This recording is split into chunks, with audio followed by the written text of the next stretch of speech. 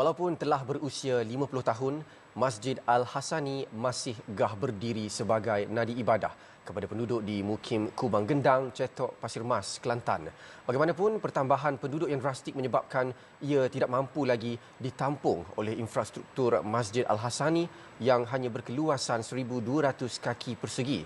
Projek penaik tarafan masjid itu telah dilaksanakan sebelum ini namun terbengkalai sejak 2020 akibat pandemik COVID-19.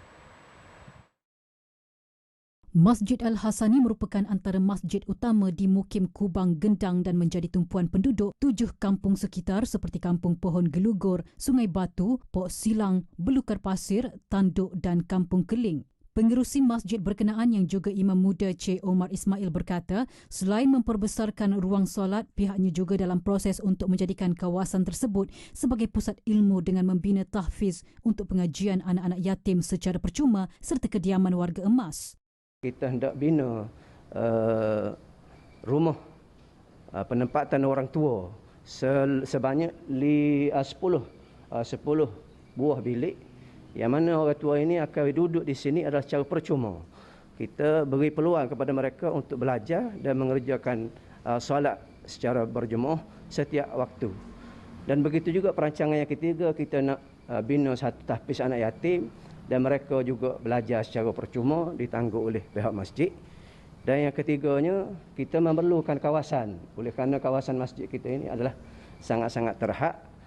Bagi menjadikan masjid sebagai kawasan tumpuan golongan muda, sebuah pusat sukan akan dibina di kawasan berkenaan dengan konsep berekreasi tanpa mengabaikan ibadah. Cik Omar berkata proses menaik taraf masjid berkenaan pada mulanya berjalan lancar namun terbengkalai sejak 2020 akibat pandemik COVID-19 selain kehabisan dana. Kos penaiktarafan termasuk pengambilan tanah juga meningkat hampir sekali ganda apabila berlaku kenaikan harga bahan binaan terutama besi. Buat masa ini hampir RM1 juta diperlukan untuk merealisasikan impian menjadikan Masjid Al-Hasani sebagai nadi ibadah dan masjid contoh di Mukim Kubang Gendang. Sumbangan dana penaiktarafan masjid ini boleh dibuat menerusi www.masjidalhasani.com atau berinfak secara terus menerusi akaun Bank Islam Malaysia Berhad 0305 4020 109282 atas nama Masjid Kubang Gendang ataupun hubungi Cik Omar di talian 019